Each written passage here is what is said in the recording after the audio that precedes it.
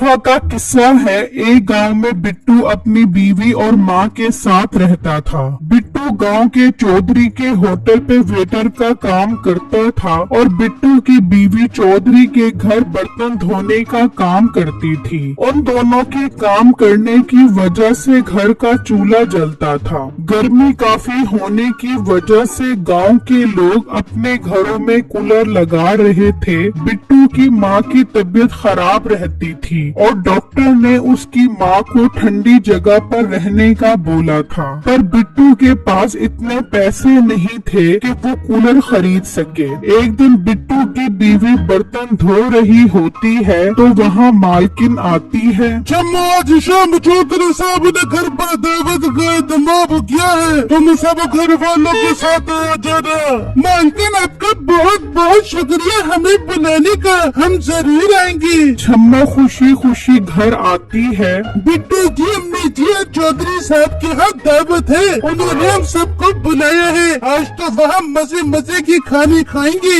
ये सुनकर बिट्टू और उसकी माँ खुश हो जाते हैं। फिर शाम होती है और बिट्टू अपनी बीवी और माँ के साथ दावत में आता है तो वहाँ जगह जगह कूलर लगे होते हैं। गांव के और लोग भी वहाँ पर आ रहे होते हैं। बिट्टू की माँ थक जाती है और आराम करने एक कमरे में आती है।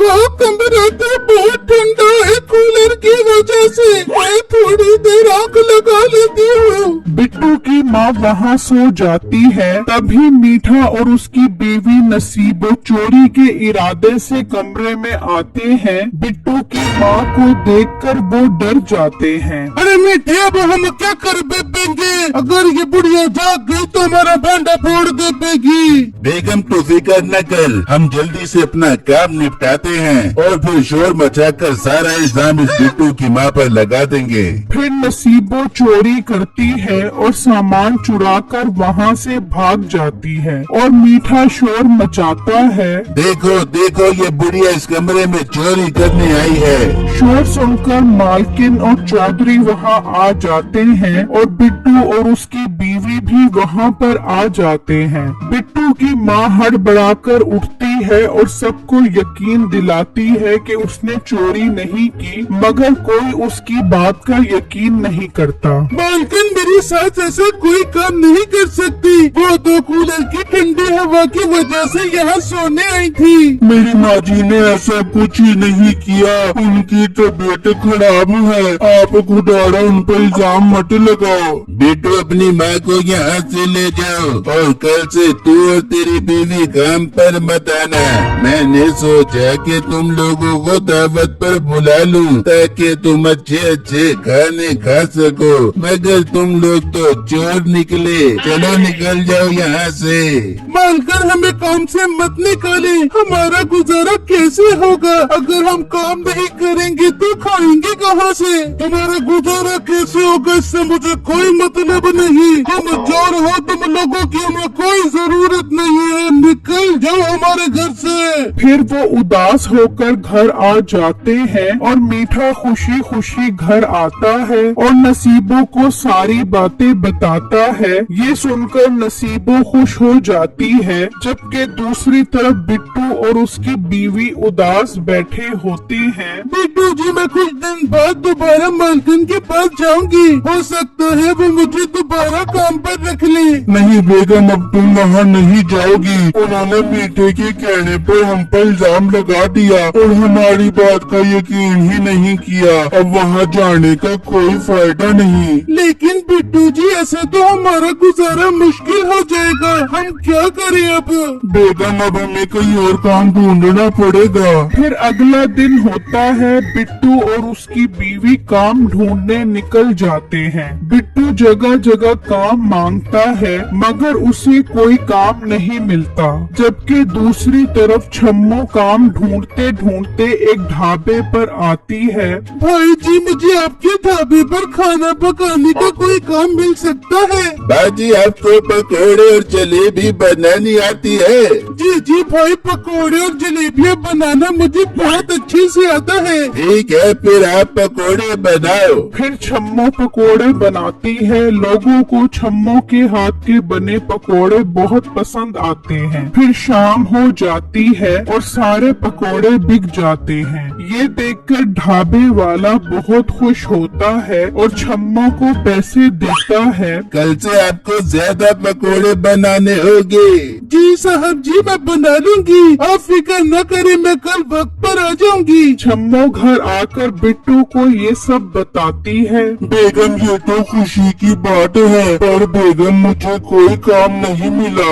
बिट्टू जी, आप सुकून से काम ढूंढो, जब तक मुझे जो पैसे मिलेंगे हम उसमें गुजारा कर लेंगे। फिर सुबह होती है और छम्मो काम पर आकर पकोड़े बनाने लगती है। लोगों को पकोड़े बहुत पसंद आते हैं, इसलिए वहाँ रश लग जाता है। तो एक आदमी ढाबे के मालिक के पास आता है। भाई साहब, आपके यहाँ के पकौड़े तो बहुत कमाल के हैं। पहले तो मैं यहाँ सिर्फ कूलर की हवा खाने आता था, मगर अब तो मैं 2 प्लेट पकौड़ों की खा जाता हूँ। ये सब सुनकर मालिक बहुत खुश हो जाता है और छम्मो को अच्छे पैसे देता है। छम्मो जब घर की तरफ जा रही होती है तो उसकी नजर एक जगह पर पड़ती है। वहाँ एक आदमी पुराना सामान बेच रहा होता है। उस आदमी के पास एक पुराना कूलर भी पड़ा होता है। छम्मो वहाँ आती है। भाई, ये कूलर की कीमत क्या है? मुझे ये कूलर खरीदना है।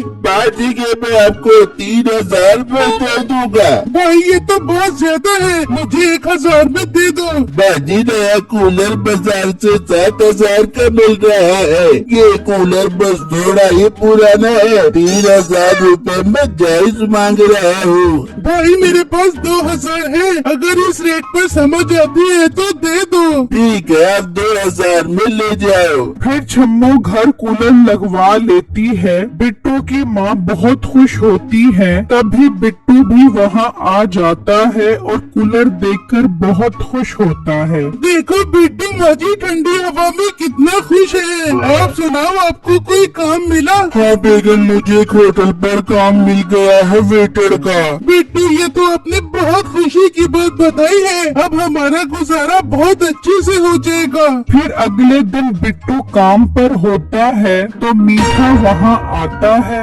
अच्छा, तो मोटे अब तो यहाँ काम कर रहा है। चल मेरे लिए 1 प्लेट मुर्गे की और 3 रोटियाँ लेकर आ। बिट्टू खाना लाता है और मीठा खाने लग जाता है। बिट्टू और ग्राहक में मसरूफ हो जाता है। जब वो देखता है तो मीठा गायब होता है। बिट्टू जल्दी से मालिक के पास आता है। मालिक, वो जो पोनी वाला आदमी था, उसने आपको खाने के पैसे दिए? नहीं, उसने तो पैसे नहीं दिए। मालिक, इसका मतलब वो पैसे दिए बगैर भाग गया। देख लड़के, लोगों पर नजर रखना तेरा काम है। जब तू अपना काम ही ठीक नहीं कर सकता तो तेरे यहाँ कोई जगह नहीं। मालिक, आइंदा ऐसा नहीं होगा। नहीं लड़के, आइंदा का तो सवाल ही पैदा नहीं होता। निकल जाए यहाँ से।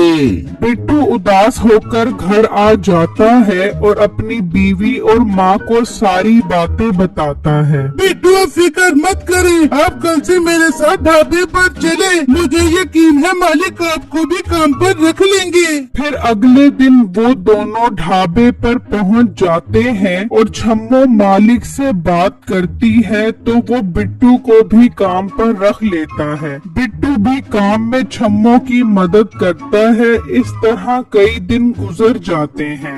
ढाबा बहुत तरक्की करने लग जाता है और ढाबे का मालिक बिट्टू और उसकी बीवी से बहुत खुश होता है। एक दिन मीठा पकोड़ों की लालच में वहाँ आ रहा होता है तो बिट्टू उसे आता देख लेता है। बेगम, मीठा आ रहा है, ये जरूर पकौड़ों के पैसे दिए बगैर भागेगा और हमारी नौकरी खत्म करवाएगा। इसे आज जाने नहीं देना। मैं मालिक को जाकर सब बताता हूँ। बिट्टू मालिक के पास जाता है और मीठा दुकान पर पहुंच जाता है। बीबी आधा किलो पकौड़े पैक कर दे।